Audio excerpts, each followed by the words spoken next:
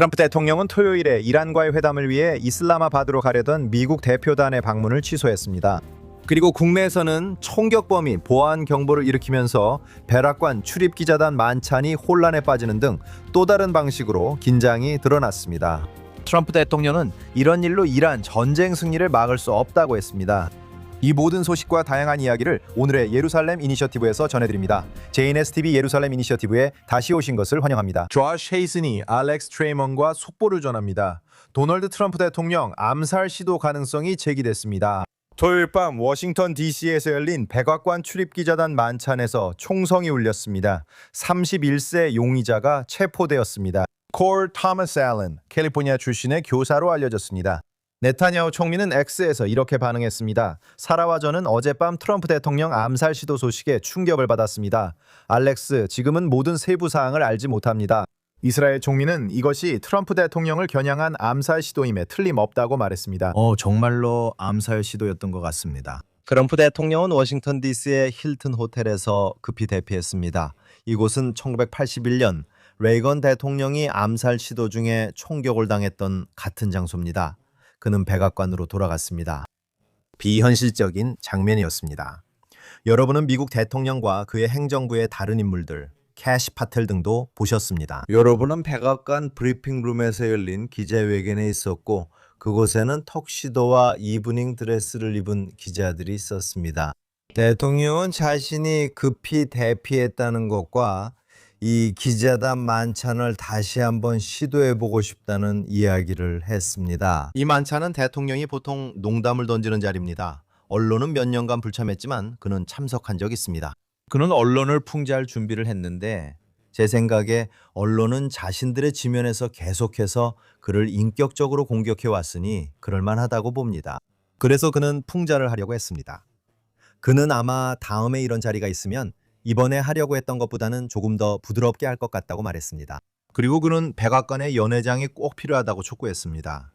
왜냐하면 미국 대통령을 위해 이런 종류의 장소는 안전을 확보할 수 없기 때문입니다. 저는 이스라엘 총리에 대해 생각합니다. 그와 여러 차례 동행한 적이 있습니다. 총리가 한 장소에서 다른 장소로 이동할 때마다 들어가는 보안과 물류의 양은 엄청납니다. 이스라엘 총리나 미국 대통령은 호텔 지하 통로를 이용해 이동합니다.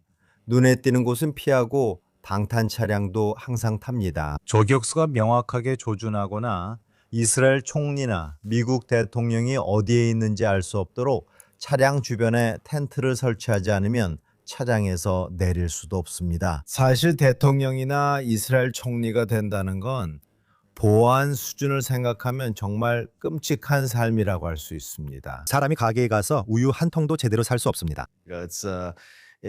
그들은 철저한 보호와 경호 속의 삶을 살아야 합니다.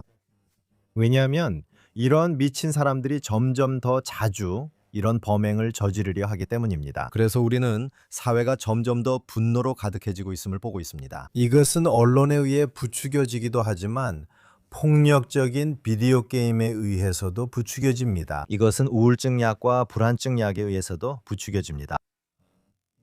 확실히 소셜미디어도 그렇고 사람들이 다른 사람들과 관계를 맺는 방식, 사회에서의 감성지수 부족, 그리고 총기 접근성도 문제입니다. 제 말은 특히 미국에서는 사람들이 이스라엘보다 돌격 소총에 훨씬 더 쉽게 접근할 수 있다는 겁니다. 이스라엘에서는 그렇게 쉽게 접근할 수 없죠. 그래서 정말 안타까운 일입니다. 방송 전에 말씀하신 것처럼 트럼프는 마치 9개의 생명을 가진 것처럼 보이네요. 그는 자신이 표적이 되는 이유가 효과적으로 일하고 많은 성과를 내고 있기 때문이라고 말했습니다.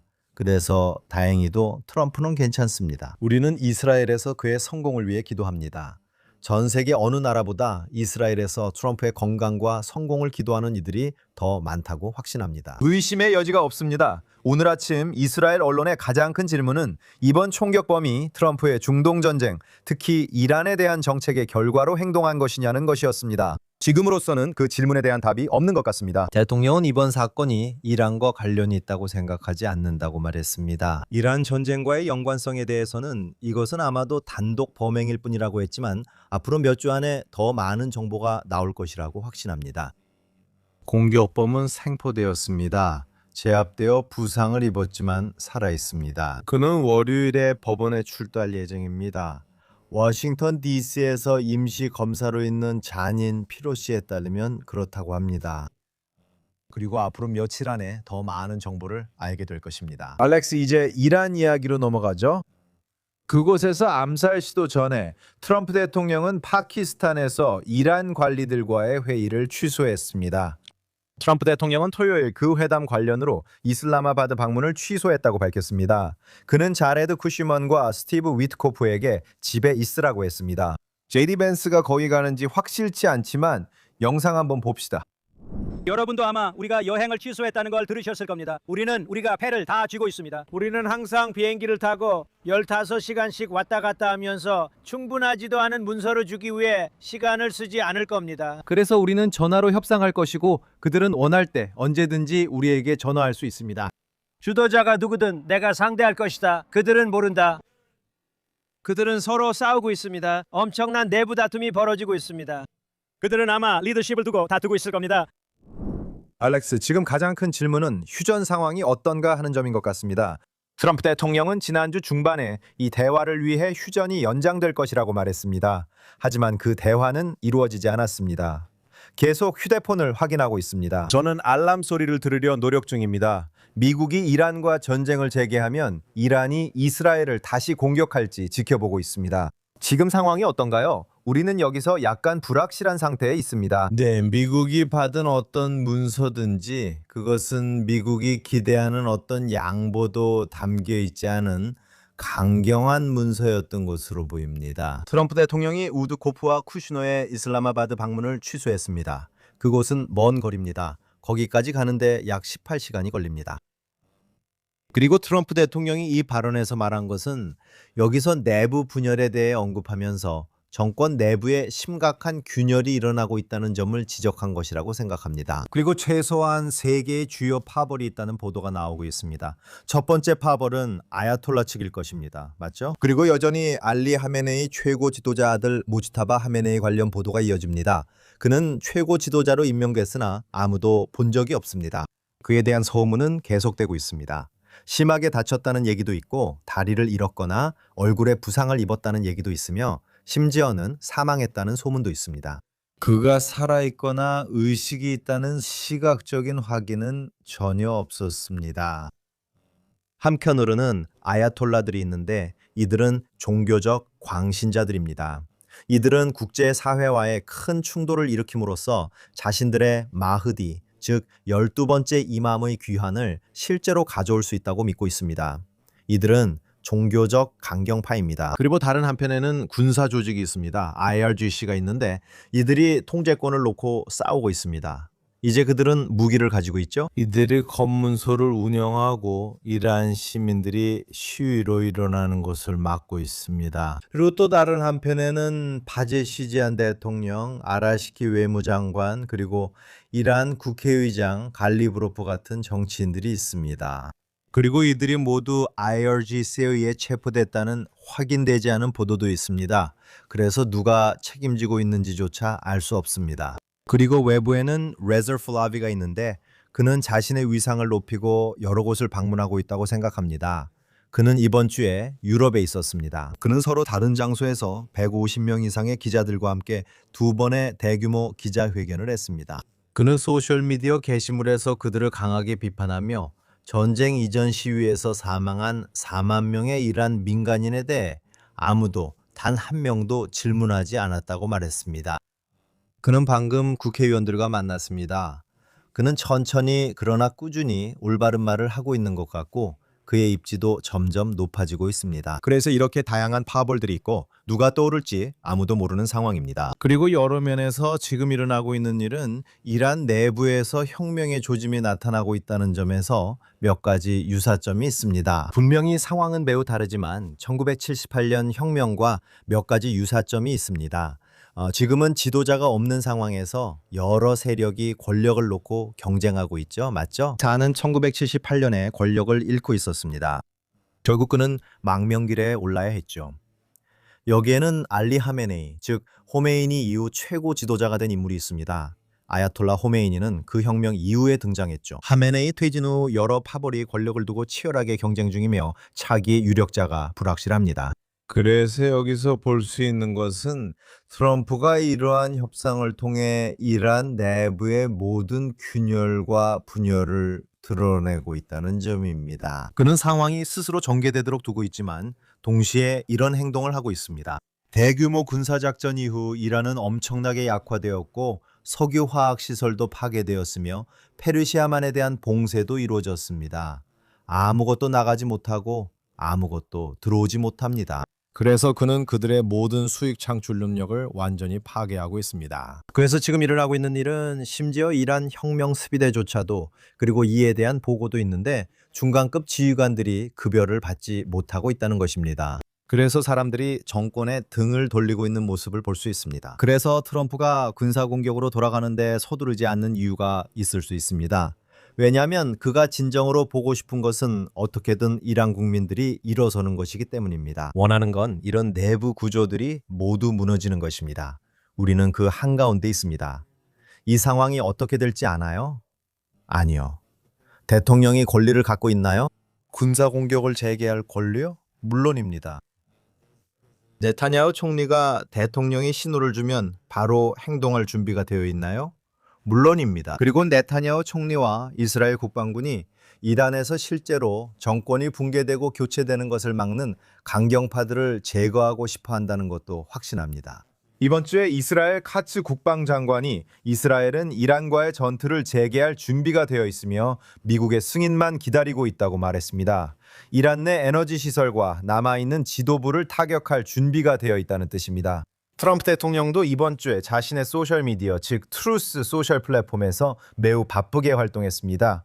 파키스탄 대표단 방문이 취소되기까지의 과정을 실시간으로 전달했습니다. 그는 주 중반이나 초반쯤에 파키스탄의 요청과 이란이 일부 움직임을 보였기 때문에 수요일 이후에도 휴전을 계속하기로 동의했다고 말했습니다. 그는 목요일에 우리는 이란과 매우 잘 진행되고 있다고 말했습니다. 상황이 올바른 방향으로 가고 있고 비교적 빠르게 좋은 소식이 있을 수 있다고 했습니다. 그리고 금요일이 되자 그는 실제로 대표단 방문을 취소했습니다. 하지만 그는 여전히 무언가 일어날 것이라며 낙관적인 태도를 보이고 있습니다. 회담 개최 여부나 전화회담 가능성도 언급했습니다. 하지만 말씀하신 대로 이 모든 것은 대통령이 시간은 미국 편이지 이란 편은 아니라고 말하며 기다리기 전략을 쓰겠다는 뜻일 수 있습니다. 네, 대통령은 시간이 미국 편이라고 말하는 것 같습니다. 이건 일반적인 통념과는 반대처럼 보이죠? 왜냐하면 트럼프 대통령은 24시간 7일 내내 돌아가는 뉴스 사이클의 한가운데 있고 곧 중간 선거를 앞두고 있기 때문입니다. 그는 임기가 이제 2년 반밖에 남지 않았습니다. 그러니까 자신의 의제를 최대한 빨리 끝내야 하죠. 이란 측은 생존 게임을 하고 있습니다. 그리고 그들이 이 상황을 오래 끌수록 승리할 가능성이 더 높아집니다. 그리고 그들은 분명히 트럼프 행정부가 끝날 때쯤에는 더 우호적인 행정부, 즉 민주당 행정부가 들어서길 바라고 있습니다. 누구죠? 민주당은 이란 측에 가능한 한 맞춰주려고 했다는 것을 이미 증명했습니다. 바이든 행정부와 오바마 행정부는 이란에 엄청난 양보를 해왔습니다. 확실히 카말라 해리스 같은 또 다른 민주당원도 똑같이 할 것이고 아니면 중동에 관여하고 싶지 않은 자유지상주의 성향의 다른 공화당 행정부도 마찬가지일 것입니다. 혹은 이란인들이 트럼프 대통령보다 더 잘 다룰 수 있다고 생각하는 누군가일 수도 있습니다. 트럼프 대통령은 이란을 공격하고 이란이 핵무기를 갖지 못하도록 전력을 다하고 있다는 점을 보여주고 있습니다. 그래서 그들은 장기전을 하고 있습니다. 하지만 트럼프가 이 봉쇄로 하고 있는 일은 이란 경제에 남아있던 마지막 부분까지도 정말로 쥐어짜고 있다는 것입니다. 그리고 방금 폐쇄시킨 대통령이 이란 시민들에게 전기를 덜 사용해달라고 요청하는 모습을 보셨죠? 그는 경고한 것이 아니라 부탁한 것입니다. 알겠습니다. 그러니까 그들의 발전소에 연료를 공급할 능력조차도 점점 약해지고 있다는 것을 알 수 있습니다. 그들의 모든 자원이 고갈되고 있습니다. 그래서 앞으로 몇 주 동안 어떤 일이 일어날지 지켜보게 될 것입니다. 트럼프는 이 봉쇄, 즉 호르무즈 해협 봉쇄로 인해 사실상 시간이 부족해지고 있는 쪽이 이란임을 인정하고 있습니다. 알렉스, 말씀하신 대로 우리는 호르무즈 해협을 봉쇄 중입니다. 이란 항구는 폐쇄됐고 미국은 이란 관련 선박의 항해를 막고 있습니다. 트럼프는 또한 지난 목요일 자신의 트루스 소셜 플랫폼에서 그 지역을 항해하는 모든 선박을 격침하라고 미 해군에 명령했다고 밝혔습니다. 특히 그는 그 지역에 기뢰를 설치할 수 있는 선박들을 주시하고 있습니다. 동시에 그곳에는 기뢰 제거를 위한 미 해군 함정들이 있습니다. 대통령의 말에 따르면 그들은 현재 해협을 정리하는 데 주저하지 않고 있습니다. 그는 호르무즈 해협에서 기뢰 제거 작업의 수준을 3배로 높여야 한다고 말하고 있습니다. 네, 해협이 봉쇄되면서 여기에는 다양한 일들이 벌어지고 있습니다. 한편으로는 기뢰 제거 훈련이 진행되고 있고 미국 대통령이 이것이 단지 미 해군만의 일이 아니라고 말하는 것을 볼 수 있습니다. 그는 다른 나라들에게도 호르무즈 해협에 함선을 보내 기뢰를 제거해달라고 요청하고 있습니다. 그들이 그렇게 하고 있습니까? 심지어 터키도 호르무즈 해협에서 기뢰를 제거하기 위해 참여할 수 있다고 제안했습니다. 여기서 자유로운 통행을 보장하는 것은 자유국가들의 의무라고 말하고 있습니다.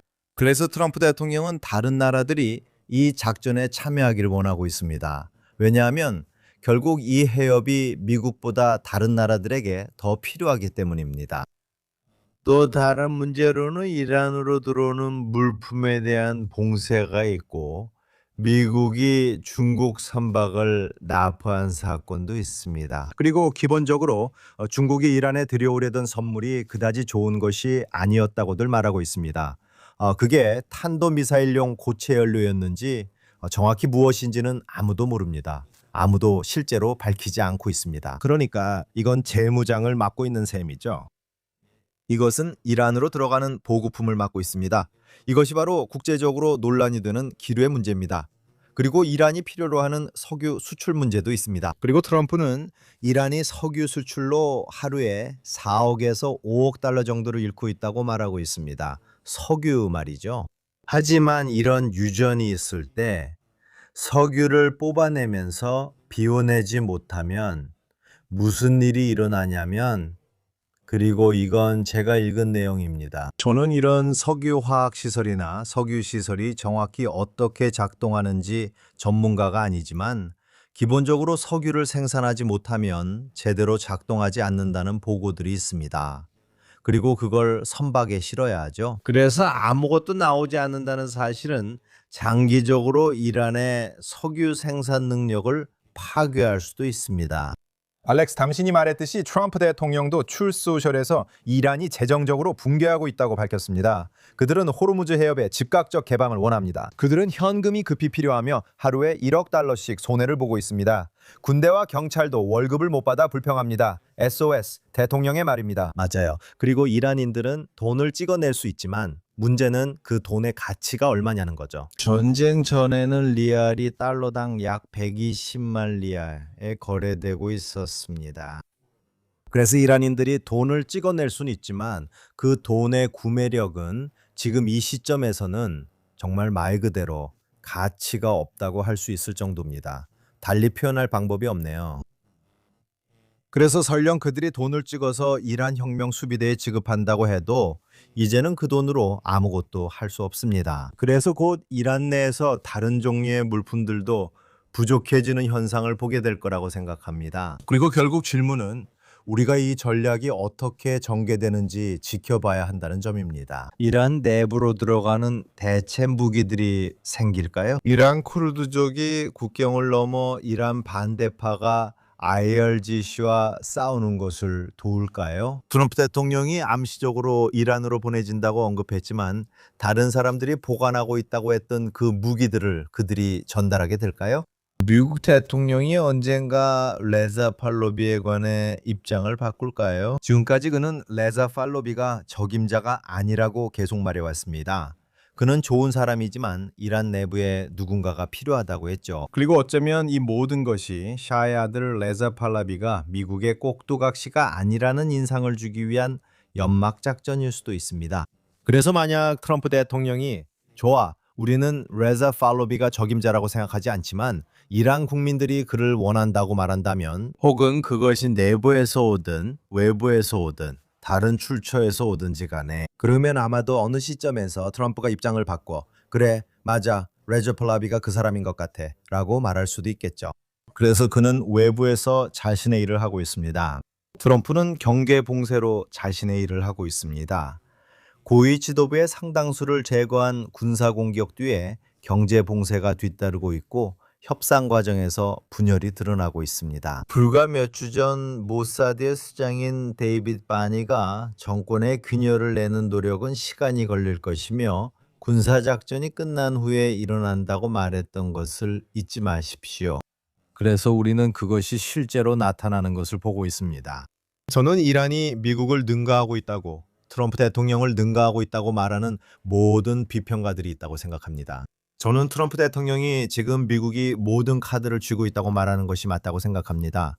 이제 이란은 더 이상 많은 카드를 가지고 있지 않습니다. 이제 우리는 이 상황이 어떻게 전개되는지 지켜봐야 합니다. 네, 맞습니다. 앞으로를 지켜봐야 합니다. 아직 끝나지 않았고 동시에 우리는 북쪽 이란의 대리 세력 레바논 헤즈볼라와도 상대하고 있습니다. 한편으로 이번 주에는 이스라엘 대표단이 미국에 있었고 마르코 루비오도 그 자리에 있었으며 레바논 측과 일종의 휴전이나 정상화 등에 관한 직접적인 대화를 나눴습니다. 실제로 이번 주 트럼프 대통령이 그곳에서 3주간의 휴전을 발표했습니다.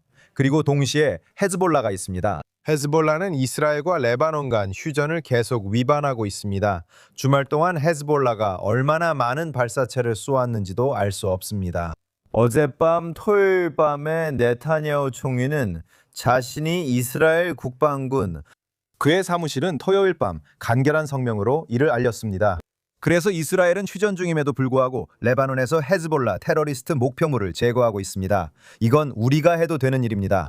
그리고 헤즈볼라는 여러 차례 휴전 협정을 위반하며 이스라엘 북부 국경 지역의 마을들을 향해 박격포와 로켓을 발사하고 있습니다. 실제로는 휴전이라고 할 수 없습니다. 서류상으로는 3주 연장된 휴전이 있지만 현재 이스라엘 북부의 상황은 매우 긴장되어 있습니다. 좋습니다. 약 일주일 전에 우리가 이야기할 때만 해도 저는 레바논에서의 휴전이 장기적인 협상의 기반에 유지될 것이라고 생각했고 이란과의 휴전은 이란이 미국 대통령과 합의에 도달하지 못해서 깨질 것이라고 생각했습니다. 그리고 여기서 보는 것은 실제로 이란 내부에서는 정반대의 일이 일어나고 있다는 점입니다. 대통령은 경제 봉쇄가 스스로 효과를 내도록 두고 싶어하며 군사적 적대행위 재개를 서두르지 않으려 하고 있습니다. 하지만 여기서 이스라엘과 레바논 간의 협상이 진행되고 있고 전망이 밝아 보이지만 헤즈볼라는 그런 일이 일어나기를 원하지 않는다는 점을 알 수 있습니다. 그래서 그들은 이스라엘을 향해 공격을 가함으로써 협상을 방해하려 하고 있습니다. 기본적으로 자신들이 더 강력한 세력임을 보여주려는 것이죠. 그리고 그들은 무시할 수 없는 세력입니다. 레바논 정부와 협상을 하고 있지만 그 정부는 이스라엘이 전쟁을 벌이고 있는 당사자가 아닙니다. 이스라엘은 헤즈볼라와 전쟁 중입니다. 이스라엘은 레바논 정부와 협상하고 있습니다. 레바논 정부는 헤즈볼라를 제압할 능력이 있다는 것을 한 번도 증명한 적이 없습니다. 헤즈볼라는 한편으로는 그들의 후원자인 이란이 더 이상 무기나 자금을 제공하지 않기 때문에 압박을 받고 있는 거죠. 맞습니까? 이것이 이란 경제 봉쇄가 중요한 이유입니다. 헤즈볼라는 자금이 없고 더 이상 무기를 공급받지 못하고 있습니다. 시리아 국경에서는 예전에는 바샤르 알아사드 시리아의 전 대통령이 있었는데 그도 어느 정도 헤즈볼라의 후원자였습니다. 그는 자신의 보호를 위해 헤즈볼라에 의존했습니다. 그래서 그는 시리아가 헤즈볼라를 재무장하고 보급하는 육로로 사용되도록 허락했습니다. 시리아의 알샤라를 보세요. 그는 친구가 아닙니다. 알샤라는 이스라엘의 친구는 아니지만 헤즈볼라의 적이죠. 맞습니까? 헤즈볼라가 약해졌기 때문에 알샤라가 들어올 수 있었습니다. 그리고 실제로 알샤라와 그의 군대가 레바논으로의 밀수 시도를 저지하고 무기를 압수했으며 시리아와 레바논 사이의 터널을 발견했다는 보고도 있었습니다. 그래서 지금은 적의 적이 친구라고 할 수 있을지는 모르겠지만 헤즈볼라를 약화시키는 데는 유용하다고 할 수 있습니다. 그리고 반대편에서는 헤즈볼라가 레바논과 이스라엘 간의 외교적 노력에 의해 압박을 받고 있습니다. 이 레바논 정부 그리고 정부의 수장인 조셉 아윤 대통령은 기독교인인데 그들이 이 나라에서 헤즈볼라에 대한 통제권을 다시 확립하려고 노력하고 있다는 사실입니다. 지금 이 협상 동안 그들은 이스라엘에 대해 좋은 말을 하고 있지는 않습니다. 그들의 대사가 이스라엘 대사 예힐 라이테르와 마주 앉아 있음에도 불구하고 말이죠. 가능하다면 바로 넘어가겠습니다. 지난주 워싱턴 대표단 영상으로 넘어가겠습니다. 우리는 레바논의 고위 관계자들과 이스라엘의 고위 관계자들과 아주 훌륭한 회의를 가졌습니다. 그리고 우리는 레바논 대통령과 이스라엘 총리가 앞으로 몇 주 안에 이곳을 방문할 것이라고 생각합니다. 그들은 추가로 3주 동안 아마도 발포 중지, 휴전에 동의했습니다. 더 이상 발포하지 않기로 했습니다. 지켜봅시다. 우리가 바라기는 그렇게 되길 희망합니다. 그 사이에 일어나지는 않겠지만 그들은 헤즈볼라에 대해 생각해야 합니다. 이것은 모두에게 영구적 평화를 위해 계속 노력할 시간을 줍니다. 평화를 원하고 있는 두 나라 사이에서 두 나라 모두 같은 테러 조직에 의해 피해를 입었습니다. 그 테러 조직은 분명히 이스라엘을 피해자로 만들었지만 레바논 국민들 역시 피해를 입혔습니다. 레바논 국민들은 평화롭고 번영하는 나라에서 살 자격이 있습니다. 그곳에서 긍정적인 회의가 있었지만 알렉스 말대로 레바논 측은 여전히 이스라엘에 대해 좋게 말하지 않습니다. 비록 워싱턴에서 한 방에 모였지만요. 글쎄요, 그들은 자신의 생명을 두려워하고 있죠. 만약 그들이 이스라엘은 우리의 친구다라고 말하면 자신들이 제거당할까 봐 두려워하는 겁니다. 그들은 지금 협상 테이블에 앉을 수밖에 없는 상황입니다. 아마도 미국 대통령이 당근을 내밀고 있기 때문일 겁니다. 수십억 달러의 자금 지원 측면에서 미국 대통령이 시리아의 알샤라에게 제재 해제로 수십억 달러를 준 것과 같은 방식입니다. 레바논 정부는 미국으로부터 아주 좋은 금융 지원 패키지를 받게 된다면 그것이 그들의 힘이 될 것이라고 기대하고 있습니다. 경제적, 군사적 영향력이 있습니다. 레바논 군대는 군사적 영향력이 없으며 레바논 정부가 재건을 위해 경제적 영향력을 얻길 바랍니다. 그리고 그들은 이스라엘과의 협상에 강제로 끌려가고 있습니다. 이스라엘도 사실상 이 협상에 강제로 끌려가고 있다고 말할 수 있습니다. 물론 이스라엘은 이런 장기적인 이익을 분명히 보고 있죠. 만약 헤즈볼라를 실제로 압박할 수 있고 이스라엘이 휴전 중에도 헤즈볼라를 향해 발포할 권리를 유지한다면 이는 사실상 휴전의 의미 자체를 재정의하는 것입니다. 물론 헤즈볼라는 이 합의의 당사자가 아닙니다. 그래서 레바논과 이스라엘 사이의 휴전이라고 말할 때 헤즈볼라는 그 휴전을 인정하지 않습니다. 하지만 이스라엘은 군사작전을 수행할 권리를 유지합니다. 헤즈볼라가 이렇게까지 약화된 사실만이 실제로 레바논 정부가 이스라엘과의 협상 자리에 앉을 수 있게 해주는 유일한 이유입니다. 마이크 허커비, 즉 이스라엘 주재 미국 대사가 워싱턴으로 날아갔다는 사실이 있습니다. 우리는 정확히 무슨 일 때문인지는 몰랐습니다. 이제 그가 이 협상의 일원이 될 것임을 알게 되었습니다. 그것은 아마도 네타냐후 총리와 다른 이들에게 이 협상을 계속하는 것이 가치가 있다는 점을 설득하기 위한 임무일 것입니다. 분명히 여기에는 예힐 레이터가 이스라엘을 대표하고 있습니다. 그는 론 더머와 매우 가까운 사이입니다. 그는 이 협상에서 총리의 신임을 받고 있지만 미국은 추가로 상황을 보고 들을 인물가 필요하다고 생각했던 것 같습니다. 즉 네타냐후의 신임과 존경을 받는 협상 당사자가 필요했던 것이죠. 그래서 미국 대사들, 즉 레바논과 이스라엘 주재 대사 모두가 이제 이 협상의 일부가 되고 있는 것입니다. 이 협상은 이스라엘과 헤즈볼라 사이에 교전이 계속되더라도 진행될 것입니다. 그리고 헤즈볼라는 아직 조금 더 약화될 필요가 있어 보입니다. 네, 맞아요. 레바논은 2006년 제2차 레바논 전쟁 후 이 일을 했어야 했지만 그러지 않았습니다. 앞으로 지켜봐야겠네요. 이스라엘은 요르단, 이집트와 평화조약을 맺었고 레바논과도 언젠가 가능하지만 헤즈볼라가 변수로 남아 있습니다. 네, 조셉 아운이 그동안 총리와 만나고 싶지 않다고 밝힌 것도 앞으로 지켜봐야 할 부분입니다. 약 일주일 전에 두 지도자가 곧 워싱턴으로 비행할 수도 있다는 보도가 있었습니다. 그 보도들은 조금 이른 것 같네요. 그렇죠? 즉, 이 협상이 좀 더 진행되어야 한다는 의미입니다. 아운이 실제로 네타냐후와 함께 회담에 참석해서 백악관 잔디밭에서 그런 악수를 나누는 모습을 보는 것도 흥미로울 것 같습니다. 분명히 중동에 있어서는 큰 돌파구가 될 것이고 이스라엘과 이전에는 갈등 관계에 있었던 다른 나라들 사이에서도 또 하나의 도미노가 쓰러지는 셈이 될 것이라고 생각합니다. 마르코 루비오의 말처럼 이스라엘과 레바논의 공통적은 헤즈볼라입니다. 헤즈볼라를 제거하면 상황이 바뀝니다. 레바논과 이스라엘이 관계를 정상화하지 못할 이유는 사실상 없습니다. 이제 이스라엘이 정리한 리타니강 남쪽 지역에서 무슨 일이 일어날지도 문제입니다. 한편 이스라엘은 레바논 시민들에게 돌아오지 말라고, 리타니강에 접근하지 말라고, 돌아오지 말라고 경고하고 있습니다. 그들이 다시 내려가려 했다는 보도도 있었습니다. 한편 이스라엘은 이 완충지대를 유지하고 있는데 앞으로 어떻게 될지 지켜봐야 합니다. 이스라엘이 군사적으로 보호하는 경제구역으로 이곳을 만들 수 있다는 이야기도 있었습니다. 하지만 이제는 민간인이나 헤즈볼라가 더 이상 리타니강 남쪽으로 내려올 수 없게 된다는 것이죠. 알렉스, 가능하다면 주제를 바꿔보고 싶어요. 지금은 선거철이니까요. 법에 따라 이스라엘은 늦어도 10월까지는 크네셋, 즉 의회 선거를 치러야 합니다. 지금은 4월 말이죠. 앞으로 어떻게 될지 지켜봐야 할 것 같습니다. 앞으로 90일 안에, 그러니까 90일 이내에 선거가 치러질 수도 있고 아니면 10월까지 미뤄질 수도 있습니다. 네타냐후 총리가 어떤 결정을 내릴지 지켜봐야 할 것 같습니다. 그가 조기 총선을 실시하기로 하면 90일 내 선거가 열릴 수 있습니다. 하지만 주말 동안 불만을 가진 리쿠드당 의원들이, 저는 그렇게 부르겠습니다만 아마도 어떤 탈당파 신당을 만들고 있다는 보도가 있었습니다. 그걸 우파 정당이라고 해야 할지, 중도 우파라고 해야 할지, 아니면 다른 뭐라고 해야 할지 잘 모르겠습니다. 그곳에는 오랫동안 리쿠드당에 있던 인물들이 있으며 율리 에델슈타인 의원도 포함됩니다. 여기에는 기드온 사르의 새 희망당 출신인 시렌 하스켈 등도 있고 다른 인물들도 있습니다.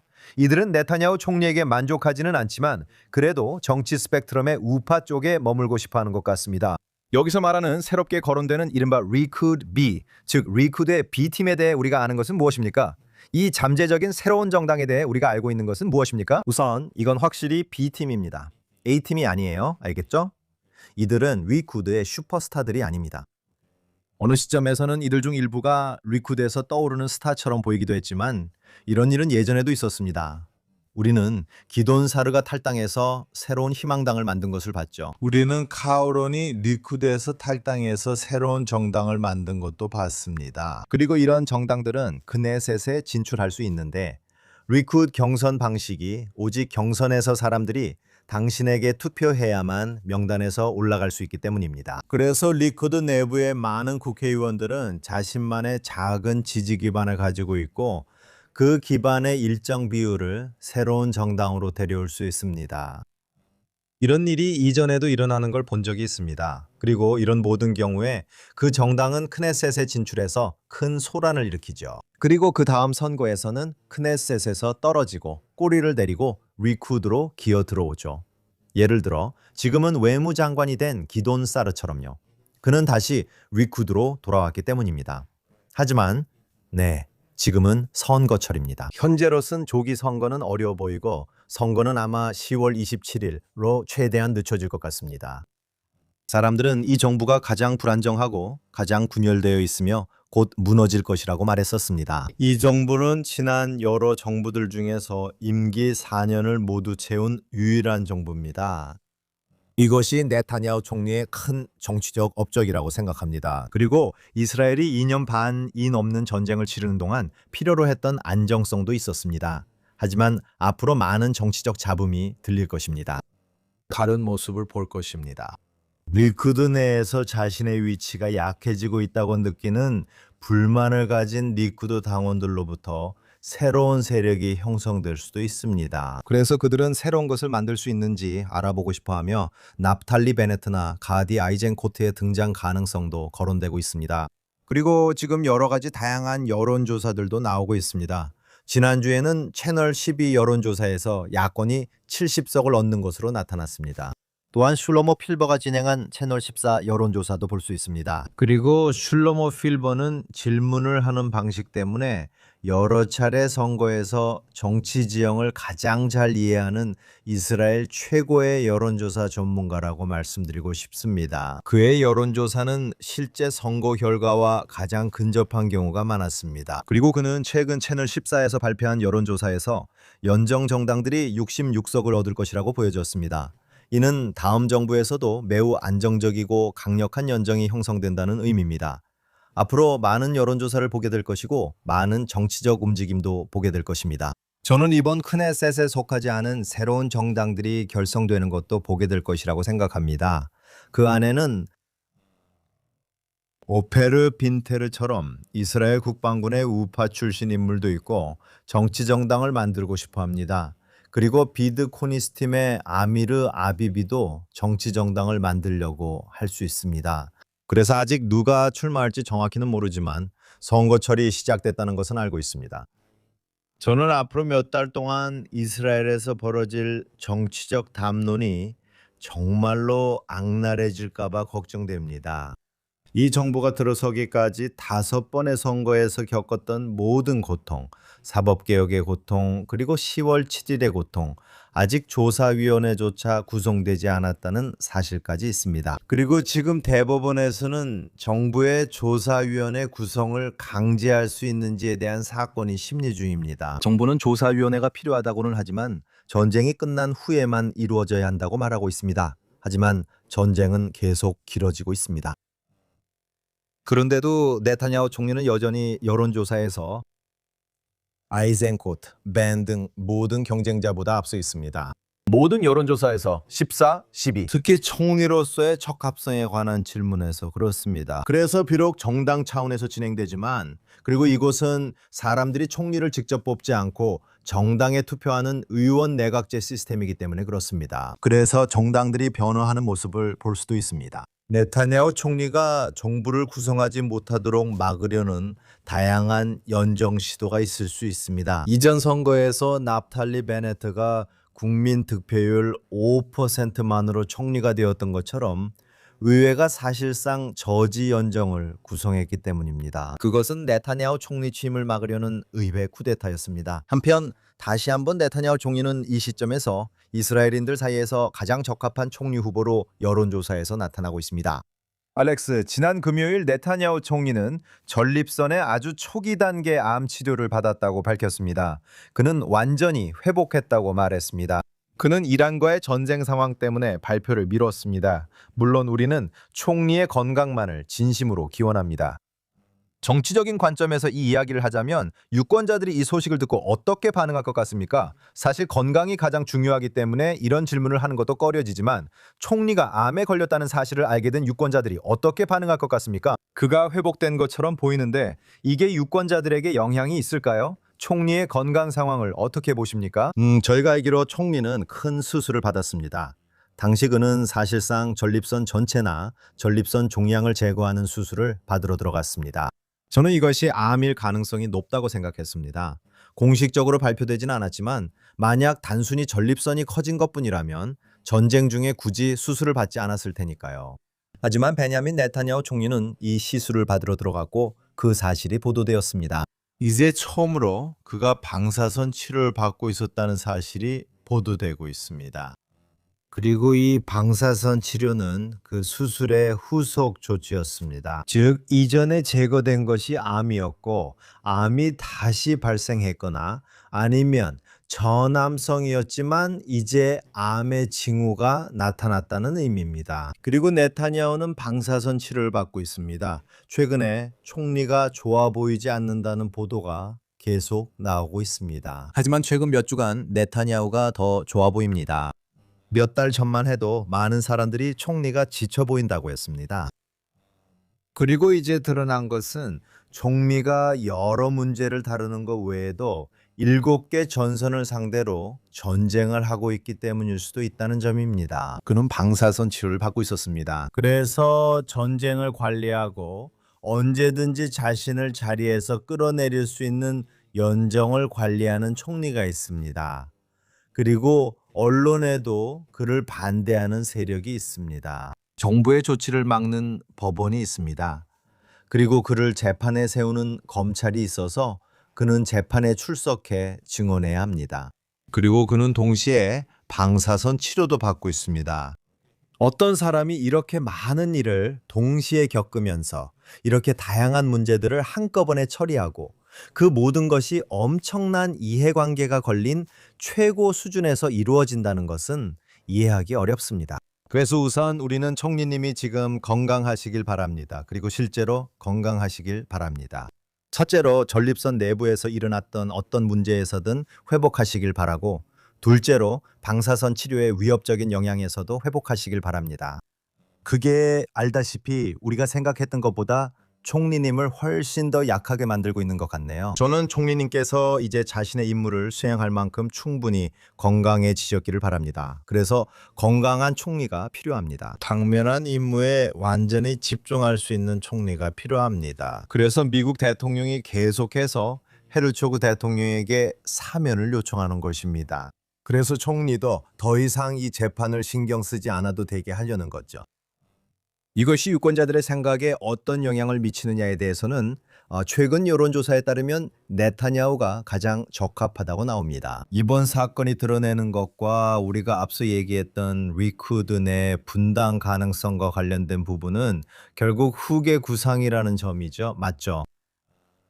총리는 젊지 않습니다. 그는 점점 나이가 들어가고 있습니다. 이번 임기 중에 심박 조율기를 삽입했고 전립선도 제거했습니다. 그래서 그가 완전히 건강하다고 말하더라도 그가 예전만큼 건강하지 않고 나이가 들었다는 것은 분명합니다. 그리고 네타냐후 총리의 뒤를 이을 사람이 누구인지에 대한 큰 의문이 있습니다. 이는 그의 리쿠드당 내부뿐만 아니라 리쿠드당 외부에서도 마찬가지입니다. 적어도 우파에서는 네타냐후 총리 외에 대중이 신뢰하고 총리로서 적합하다고 여기는 후보가 있다고 생각하지 않습니다. 그리고 그 선거가 어떻게 진행될지 지켜봐야 합니다. 선거는 더 이르면 그보다 앞서 아니면 10월쯤 치러질 가능성이 높습니다. 알렉스, 오늘 방송을 팔레스타인 자치정부 이야기로 마무리하고 싶습니다. 팔레스타인 자치정부는 20년 만에 처음으로 유대와 사마리아, 가자 지구에서 지방선거를 실시했습니다. 이 선거가 얼마나 중요한 의미를 갖고 있습니까? 팔레스타인 자치정부 대통령 선거도 기억해야 합니다. 마흐무드 아바스는 2000년대 초 선출돼 4년 임기임에도 20년째 재임 중입니다. 팔레스타인 자치정부의 지방선거는 어떤 의미가 있으며 앞으로 팔레스타인 자치정부 지도부에 어떤 영향을 미치게 될까요? 글쎄요, 이것이 팔레스타인 자치정부 내부에 더 큰 정치적 상황이나 확실히 팔레스타인 자치정부와 이스라엘 간의 관계에 어떤 영향을 미칠지는 정확히 알기 어렵습니다. 제가 초기 결과에서 볼 수 있었던 것은 많은 젊은 후보자들이 이번 선거에서 자리를 차지했다는 점입니다. 그래서 일부 지방자치단체에서는 전통적인 부족 구조가 깨지는 모습을 볼 수 있습니다. 그리고 전반적으로 젊은 리더십을 향한 움직임이 보이는데 적어도 팔레스타인 자치정부의 통치에서 부패 문제에 대해 불만을 가지고 있는 것으로 보입니다. 그래서 팔레스타인 자치정부에 대해 이스라엘 입장에서 보면 기본적으로 두 가지 문제가 있습니다. 하나는 지속적으로 이어지는 폭력 선동입니다. 팔레스타인 자치정부 예산의 최대 7%가 순교자 기금, 수감자 기금으로 사용된다는 Pay for Slay 정책이 있습니다. 이는 기본적으로 감옥에 있는 테러리스트들에게 급여와 수당을 지급하고 1급 사진을 저지르다 사망한 이들의 가족에게도 수당을 지급하는 것입니다. 그리고 또 다른 한편으로는 팔레스타인 자치정부에 수십억, 수백억 달러의 원조가 유입되면서 발생하는 부패 문제가 있습니다. 제 말은 이것은 현대 지정학 역사상 최악의 사기극 중 하나라는 것입니다. 유럽연합, 미국, UN, 미국 국제개발처 등 여러 기관이 있습니다. 수십억 달러를 그냥 쏟아붓고 마흐무드 아바스와 그의 측근들은 억만장자가 되고 있죠. 맞지 않습니까? 마흐무드 아바스는 전용기를 타고 다닙니다. 그는 억만장자이고 그의 아들들도 마찬가지입니다. 야세르 아라파트 역시 억만장자였습니다. 어떻게 자유투사들이 억만장자가 될 수 있죠? 왜냐하면 그들은 사실상 끔찍한 부패 스캔들을 벌이고 있기 때문입니다. 기본적으로 돈이 들어오면 그들은 모든 계약에서 뒷돈을 챙기고 있습니다. 마흐무드 아바스, 이게 어떻게 작동하는지 개념적으로 설명드릴게요. 실제 보도된 예시이지만 여기서는 개념적인 틀로 말씀드립니다. 마흐무드 아바스가 국제사회에 가서 말합니다. 우리 학교에 에어컨이 필요하다. 학교에 다니는 아이들에게 에어컨이 없다라고요. 돈을 받을 수 있을까요? 그러자 갑자기 학교 에어컨을 위해 3억 달러가 들어옵니다. 그리고 마흐무드 아바스는 모든 학교에 에어컨을 공급하는 계약을 그의 사촌과 맺습니다. 그리고 마흐무드 아바스는 뒷돈을 챙깁니다. 물론이죠. 이것이 팔레스타인 자치정부의 운영 방식입니다. 그래서 여기서 일어난 일은 이번 지방선거에서 그런 점에 대한 약간의 반발이 나타난 것입니다. 이렇게 지방선거가 치러진 것은 처음이고 그것도 오직 미국이 새로운 선거를 요구했기 때문입니다. 이것이 폭력 선동 측면이나 팔레스타인 여론의 이스라엘에 대한 시각에 어떤 변화를 가져올까요? 아직 지켜봐야 합니다. 여러 파벌이 분명 존재합니다. 이스라엘이 강하다는 것과 테러가 팔레스타인인들에게 아무런 긍정적인 이득을 가져다 주지 않았다는 것을 인식하는 파벌들도 있습니다. 사실 테러는 그들의 경제 상황을 더 어렵게 만들 뿐이며 이스라엘과 어느 정도 정상적인 관계를 맺으면 경제 상황이 나아질 수 있다는 것을 알고 있습니다. 그렇다고 그들이 폭력을 선동하는 걸 멈출지는 아직 모릅니다. 근본적인 변화가 있을 수 있을까요? 베냐민 네타냐후 총리는 기본적으로 이스라엘 팔레스타인 분쟁을 외부에서 안으로 해결할 수 있다고 말했습니다. 그래서 레바논과의 협상이 중요한 것이고 아브라함 협정도 그런 맥락에서 중요한 역할을 합니다. 이란의 테러 축을 약화시키는 것도 바로 그 부분입니다. 만약 이란 축이 무너지는 것을 본다면 하마스도 그 이란 축의 일부입니다. 지금 하마스가 점점 더 압박을 받고 있는 것을 볼 수 있습니다. 보도된 바에 따르면 하마스는 이번 지방선거에서 큰 역할을 하지 않은 것 같습니다. 흥미로운 점은 10월 7일 이전에 지방선거가 있었다면 하마스가 지방선거를 장악했을 수도 있다는 점입니다.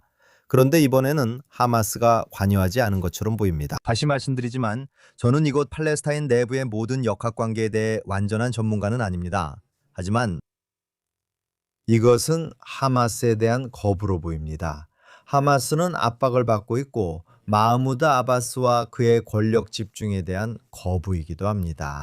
그리고 이번 전쟁에 대한 새로운 반응이나 정상화로 나아가는 움직임이 있는지 지켜봅시다. 잊지 마세요. 불과 몇 달 전이었습니다. 헤브론 같은 곳에 일부 시족들에 대한 보도가 있었죠. 이번 주에 지방선거가 있었는데 일부 시족들이 이렇게 말했습니다. 우리는 팔레스타인 자치정부와 결별하고 이스라엘과의 관계 정상화도 준비되어 있습니다. 그러니 이번 선거가 새로운 세대를 보여주는지 아니면 기존과 다를 바 없는지 혹은 현실을 인식하는 일종의 실용주의가 있는지 지켜봅시다. 이스라엘의 주권은 최상위에 있으며 주권을 가진 이스라엘과의 관계 정상화는 이스라엘인뿐만 아니라 영토 내에 거주하는 팔레스타인인들에게도 경제적 이익을 가져올 수 있습니다. 계속 지켜보겠습니다, 알렉스. 이번 주 예루살렘 인해는 여기까지입니다.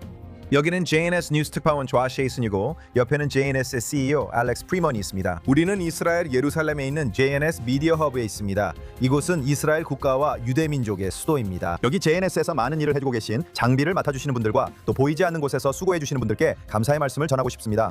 그리고 구독하는 것 잊지 마시고 슈퍼 땡스도 눌러주시고 JNS TV에서 제공하는 모든 멋진 프로그램도 꼭 시청해주세요. 이스라엘, 중동, 전 세계 유대인 사회의 최신 속보는 jns.org에서 확인하세요. 다음 주 예루살렘인에서 다시 뵙겠습니다.